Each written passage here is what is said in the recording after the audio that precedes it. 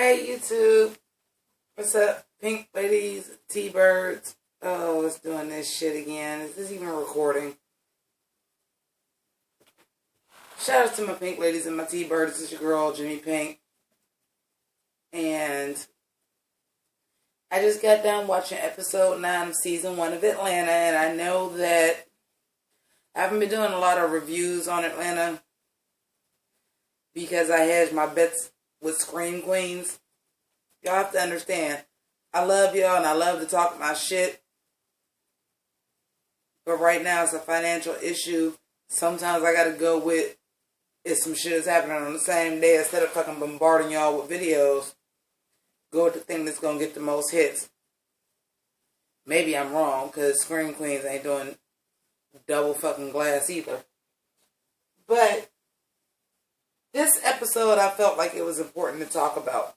A couple different reasons. Please excuse me, I am off that shit. But a couple different reasons why this episode of Atlanta was important to me. First of all, earlier today when I was going to do a video, I was going to talk about Trick Daddy and his comments earlier of black women were going to become irrelevant if white women and Latino women learn how to fry chicken, we was going to be irrelevant. And that struck a nerve. Mainly because I don't have a problem with whoever anybody date. I'm an LGBT supporter. I don't give a fuck if you fuck with interracial people or people outside of your race. My dude wouldn't be here. My mother wouldn't be here if it wasn't for it. So that don't fucking bother me. What bothers me is somebody dismissing black women in general. Like in history, we ain't been dismissed enough, especially when it is a black man. And I'm not talking about like my dude who I affectionately call an Arnold Palmer. I mean, you wouldn't be here if it wasn't for a black woman. That fucking bothers me. I don't care if you date outside your race, outside your gender, or what you're supposed to date. That does not bother me at all. If you're looking at the person, it bothers me when you dismiss a whole other fucking portion of yourself. That bothers me. So I found it very interesting that this episode of Atlanta was about the black woman as a trophy wife. I'm like, well, goddamn, Donald Glover, did you pay Trick Daddy? Because it couldn't have happened at a better fucking time.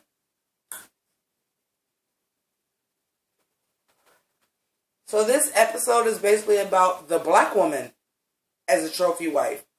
And the black upper society and the shit that you have to go through.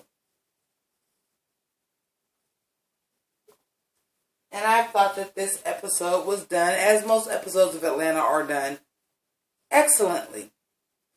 So the whole premise is they're going to this Juneteenth celebration. And for my viewers that are not familiar, and if you're new to my videos, welcome, because I will say some intelligent shit amongst the ranting and the raving and the jokes and the comedy. But Juneteenth is a celebration that started off with the slaves in North Carolina. And it's a celebration. It's a black celebration. I'm not going to get into the history of Juneteenth. Y'all got Wikipedia for that. But it's a black celebration. Juneteenth is a black celebration. So, you know, Vanessa's there talking to Earn, like, this is going to be a big opportunity for me. There's going to be some high power people here.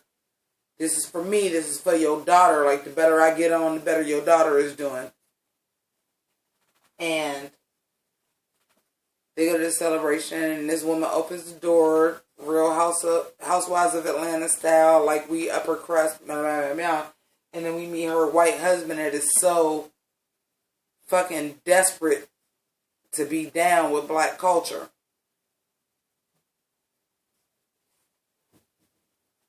was just a very different and interesting dynamic to see a white man seek a black woman to be the trophy wife. It's a very interesting twist on everything, but it's not uncommon. I myself, like I said, I have no problem with lesbian, gay, interracial. That don't bother me. You love who you love. With that being said, I have dated across my race. I've dated everything but Asian. So, but it was still a very interesting thing to see. But I've seen that white boy that's so desperate for their fucking ghetto pass, they just want a black woman. I've seen it. This was on a different level because this is the elite. If you went to college, the intelligentsia. Like, well, I'm into black studies and I'm doing all this stuff about black studies, and of course I have a black wife. Like, as a trophy wife. It's amazing. Like, it was a very, very interesting switch on things. And then, for those of y'all that ever watched, and I know I haven't reviewed a lot of Atlanta, I do not care for Val's character. But there was a moment in the middle of that show that I fucking felt Val, and I thought I was going to like her, and she fucking went back to being who she is. There was a minute that I liked her when she started getting drunk. She wasn't comfortable. She was like, I got to suck this shit up because these are connections for me. Like, I felt her. But then she fucked it up. And then, like at the end, I was waiting for this to happen. I knew that black woman whose house they went to with the husband that was like all into the black studies, I knew there was going to be a point that she was going to get a little hood. And she was like, yeah, I like him, but I love my money. Trophy wife. But that's just a storyline that we don't see. We see a black man marrying a white woman or a Latino woman or an Asian woman as a fucking status symbol all the time. We don't see a white man marrying a black woman and try to get in where they wanted to get into. We don't see that often. So that was just a nice switch. And then Val struggling with that. Now, obviously, we know just by character design, if you know anything about screenwriting or television or anything, just by design with her natural hair and her ethereal looks, we know that she's supposed to be like, you know, like pro-black neo-soul type chick. We see that.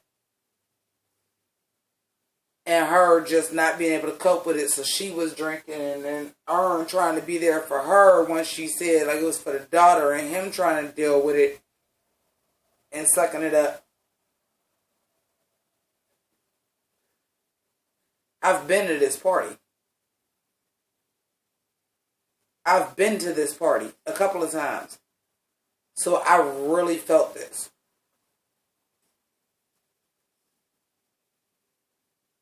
Yes, you know, you have certain things about you. They're like, you can do greater things and you can be so much more. But how much of yourself do you got to sell to be this person? I've been here. I've been to this party. So I understand it. I've been around that person that was just like,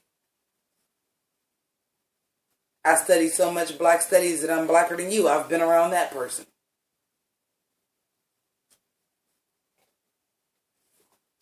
And believe it or not, I'm not the ghettoest, hoodest person. The way I dress is an expression of me, like I'm a student of hip-hop, but I ain't in the streets. I don't know the hood all like that. I'm from the hood. My parents worked damn hard to make sure I wasn't part of that. And I'm happy for that.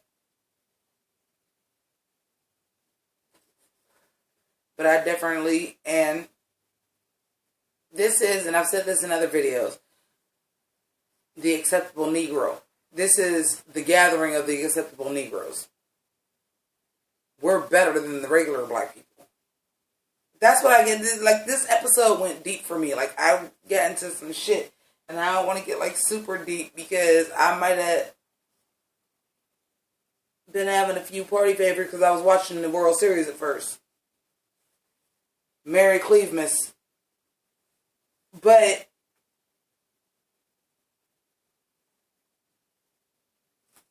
this episode got me feeling some sort of way. It was like so good, but I've been here. So like I'm kind of emotional. I'm going like right after watching it, like the shit's still on motherfucking mute on my computer.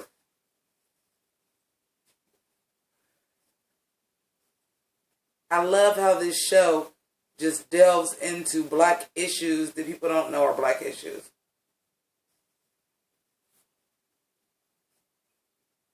We could talk about the rap game and being on the streets all day long. That's not the only black experience. Some of us are college educated. Some of us are trying to break it into other things. So there are black people that made it into the world that we think that we want to be in. Because I used to think I did want to be in that. I don't. I'm not. Money don't move. I should say money don't move me. But I don't want to be rich in that, and I don't want to be married to somebody just for the money. But I've been earned. I've been Val. I've done that. I've done the whole English professors saying, like, your writing, you need to be published because you have a unique voice on the black experience. I've been through that. But these was white people telling me this. I've been through this. So this episode for me was like, especially, you know, a little bit feeling some sort of way, having a couple Bacardi V8 splashes. But it just goes to show you the human experience. And this is where I'm going to end the video at. Yes, every race, every gender, gay, straight, sexual orientation, religion, has their own unique thing that they go through. Perfect example, my big fat Greek wedding. If you ain't Greek, like, yeah, the movie was funny, but if you Greek, I'm sure it was especially funny because you've been through it. Or you've seen a cousin go through it, or you've seen a brother or sister go through it. We all have our unique take on things, and that's one thing that Donald Glover does very, very well, is what they're calling the new black. But I'm damn near 40 years old, and I've been going through it. I'm like, oh, now, yeah, I guess it is the new black, because I got called white girl a whole lot. So maybe it is the new black. But what I'm saying is, but at the end of the day, and if you really dig into the bottom of this, it's the human experience. Poor versus rich. Being accepted, trying to be accepted somewhere where you wouldn't normally be accepted. All of this is the human fucking condition. And yes, does it speak to me more because I've been earned, I've been Val? Yes. But it speaks to everybody. Because everybody has gone through that, trying to fit in somewhere where they really don't fit in. Everybody's been through that. Excuse me for that. That's what makes this show great. So I'm going to go ahead and end it here. Go Indians. It looks like we won. We was up 6-0 in the top of the 8th. So I'm assuming we won. But thank you for watching. To my subscribers. I hope this wasn't that goddamn boring, because I feel like I'm a little bit fucked up and just ranting. But if you enjoy it, thank you. Subscribe. I talk about great shit all the time. I sound like Donald Trump. It's huge. Talk about great shit all the time. But no, seriously, thank you to my pink ladies and my T-birds who have subscribed to my channel. Thank you, just happen to be watchers of my shit, my family. And let me know how y'all feel about this episode of Atlanta. And I've been asking this in the videos, are there shows that you would like me to review? I'm not doing no Love and Hip Hop Atlanta, or no, I'm not doing none of that shit. I don't do reality shows. But if it's something else I should be reviewing, something else I should be watching, you think I would like and you'd like to see me review, go ahead and knock it off at the bottom and let me know. Follow me on Twitter at Jimmi Pynk on all platforms. Jimmy with an I, Pynk with a Y. Merry Clevemas. Deuces.